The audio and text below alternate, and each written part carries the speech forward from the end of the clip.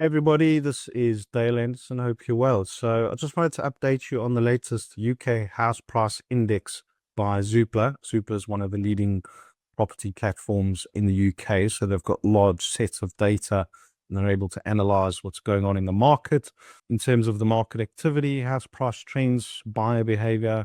We're also going to go into the recent legislative change around leasehold property and what this means for investors and homeowners.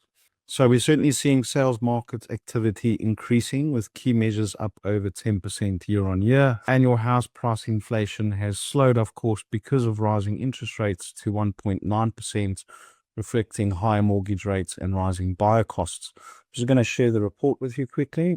There's a gap between prices of houses and flats, which is at a 30-year high. Buyers are prioritizing houses despite lower prices of flats, as you can see by the chart here. Over the past 5 years, house prices have actually risen 24%, while flats have only increased 7%.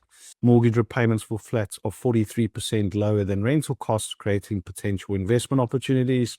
Strong earnings growth is supporting activity, but there's increasing supply of homes, which will keep price inflation in check, we believe.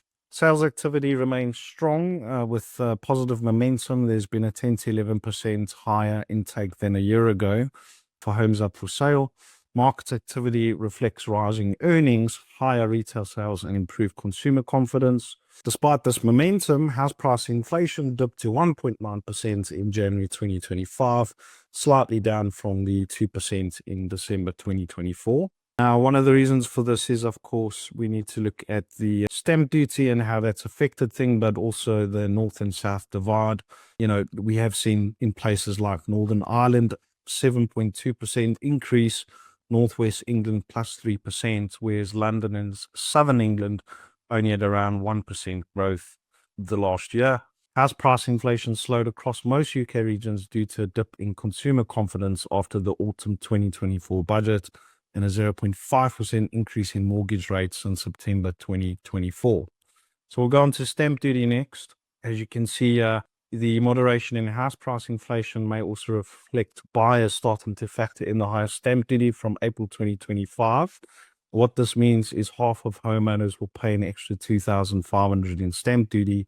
Buyers are factoring this into offers, negotiating to share the cost sometimes with the seller to help offset costs. So while the financial impact is relatively small per transaction, these changes will help keep house price inflation again in check in 2025. As you can see this chart here, annual house price inflation. We've seen flats for sale have increased by 14%, while house listings have only grown by 5%. Buyer demand for flats is only up 1%, while demand for houses is up 16% year on year. The supply-demand gap between flat prices have risen only 0.5% in the last year, whereas house values have grown much more.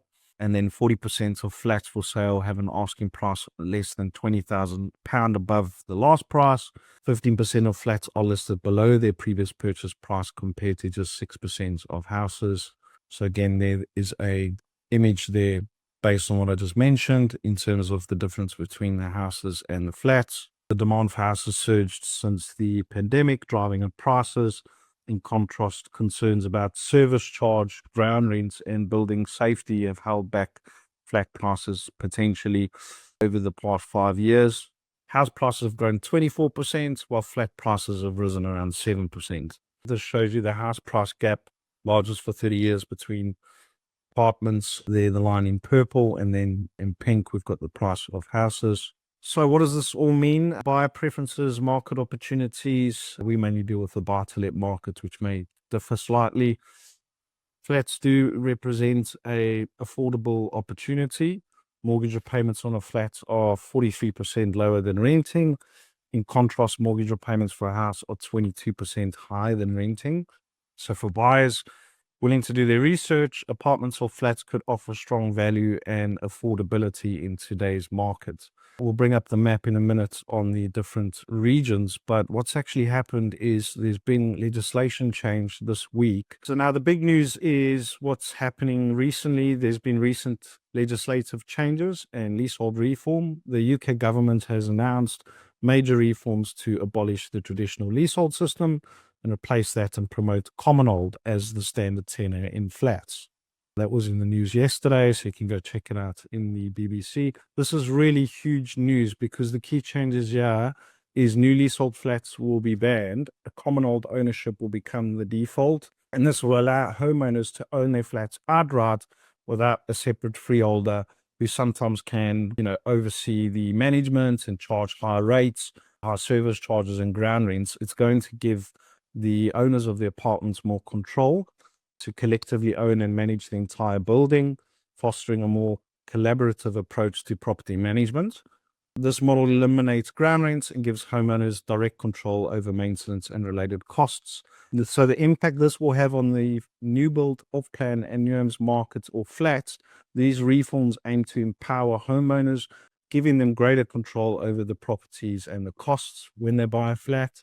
I believe these changes will make flats and new homes a lot more attractive, leading to a resurgence in their popularity in 2025. So we'll get back to the chart here. As you can see, there's price changes. Northern Ireland, Northwest 3%. You can see London's a bit more subdued, but prices are still gradually going up, just not as much as before, due to stamp duty, tax, and also interest rates.